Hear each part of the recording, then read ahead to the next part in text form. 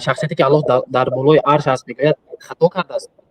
نه شخصیتی که بنا مکان گفت خطا کرده است یا اینکه این یگان کفر یا بدعت کرد. اصلا ما از الله تعالی انکار نمیکنیم یگان چیزه، مثلا انکاری مکان یا اثباتی مکانه. ما مکان هم اثبات نمیکنیم، انکار هم نمیکنیم مگر هم به دلیل. یعنی مثلا الله تعالی میگه لا تأخذه سینه، الله تعالی رو سینتون ولا نوم، نه غنب فرا میگیرد نه خواب. یعنی از الله تعالی از خودش دو چیز نفی کرد. گفت که الله تعالی رو نه خواب فرا میگیرد نه غنب. غنب میدونید؟ همین خیش تروا خوابتون برده میموند که یا لحظه همین غنب است. الله تعالی رو نه خواب فرا میگیرد نه غنب. یعنی از خودش خواب و غنب نفی کرد، انکار کرد. این چنین گفت که ما اتخذ الله من ولد، الله تعالی فرزند ندارد و ما کان له صاحبه، همسر هم ندارد. گفت انکار کرد از خودش. اگر در یگان جا گفته باشد که الله تعالی مکان هم ندارد گفته باشد، بله این گپ گوید میشد. بنابراین ما انکار نمیکنیم از الله تعالی یگان چیز رو مگر هم با علم. و اصلا انکارهای الله تعالی انکارهای مجمل است. انکارهای مجمل چه خیر؟ انکارهای مفصل نه. اثبات کند به تفصیل اثبات کرده است، لیکن انکار کند نفی کند نفی مجمل است. چه خیر؟ الله تعالی میگه ولم یکن له کفوا احد، کسی به الله تعالی برابر نیست. لیس کمثله شیء، چیزی مثل الله تعالی نیست. نفی مجمل. بنابراین برای نفی مفصل مثل بعضی بدبختا در بعضی کتاباش میگه الله تعالی خون ندارد، گوش ندارد، رگ ندارد. نعوذ بالله، این گونه وصف کردن ممکنه الله تعالی؟ از الله تعالی همین چیزا انکار کرده است. لیکن اسلوب قرآن نفی مجمل است. چیزی به الله تعالی مانند نیست. ها ما رگ داریم، گوش داریم، پوست داریم، استخوان داریم. شرط نه که این گپای گویی تو الله تعالی از این چیزا پاک است، چون که الله تعالی به این اسلوب نگفته است. لیس کمثله شیء، چیزی مثل الله تعالی نیست. تمام همه چیز در بر گرفت. یا بعضی بدبختاش میگه که الله تعالی بی سواد نه. نمیگفت الله تعالی عالم، نمیگفت. چون که الله تعالی عالم گفت یک آدمی مخلوق هم عالم. الله به مخلوق مانند کردیم، ای الله پاک است. الله تعالی عالم هم نه، بی سواد هم نمیگفت. یا اینکه میگفت که جاهل نه. اگر الله تعالی عالم است یا نگفت، اگر به جواب آدمو میگفت که جاهل نه.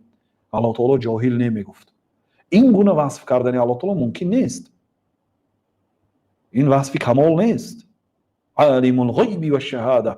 الله تعالی بله عالمی، همین خیلی کلمه عالم که دینا آمده است در قرآن که عالم الغیب و الشهاده، عالم غیب و شهادت.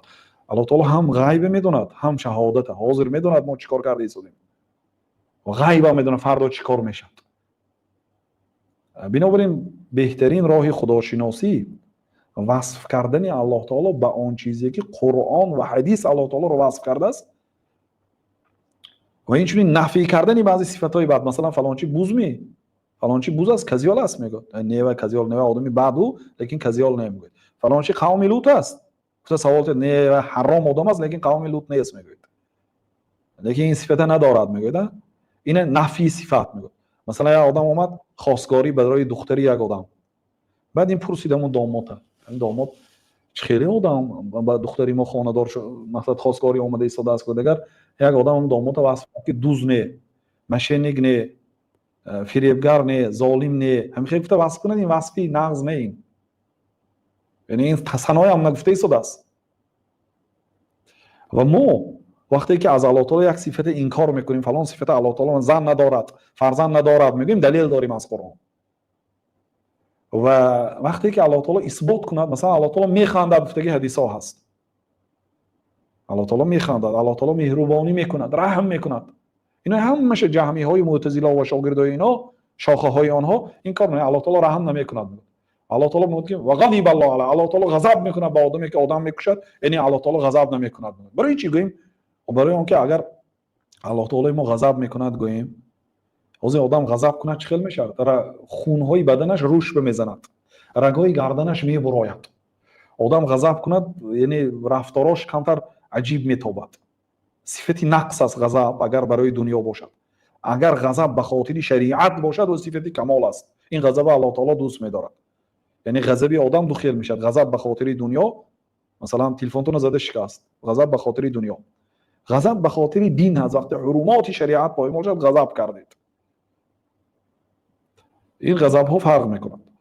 اینا وقتی که الله تعالی غضب میکند گفت این الله غضب نمیکند برای چی آخر الله غضب میکند گفته است نه این غضب به دیگر معنا هست این الله غضب نمیکند برای چی غضب نمیکند برای اینکه آدم غضب میکند اگه مخلوق غضب میکند مخلوق ما وقتی که الله تعالی غضب میکند گوییم به مخلوق مانند کرده میگوید بنابراین اینها اصلی خطاگی‌هاشون اینه که اینها اول الله تعالی به مخلوق مانند میکند ثانی یعنی سپس بعد اینکه الله تعالی مخلوق رو مانند کرد بعد همون صفت از الله تعالی پاک میگونی صفت به الله تعالی نمیارزد نمیزیبد با این ما پاک میگیم مثلا پیامبر صلی الله علیه و آله که الله تعالی میخندد اینا میبینن چون میگن الله تعالی نمیخندد میگن آخه میخندد گفتن که پیامبر گویم این میخندد اینجا به معنای دیگر چیز است یگان گپ میگن تعبیری نادرست میکنن بنابراین اصلا باید اسلوب معامله با نام ها و صفات های الله تعالی همین خیلی ما الله تعالی رو وصف میکنیم چه خیلی که الله تعالی وصف کرده است همون وصف الله تعالی دروغ هم نمیگیم این کار هم نمیکنیم تحریف هم نمیکنیم تعویل هم نمیکنیم معناش به دیگر چیزی که لغت و سیاق یعنی رفتی جمله دلالت نمیده به همون چیز نمیبریم چه خیلی که الله تعالی هر چیزی که برای خودش اثبات کرده است اثبات میکنیم هر چیزی که الله تعالی از خودش نفی کرده است ما همین صفت ندارم گفته ندارد میگیم از پیش خودمون گپ نزنیم عقیده از دیگر علم فرق دارد منبع عقیده فقط قرآن و سنت است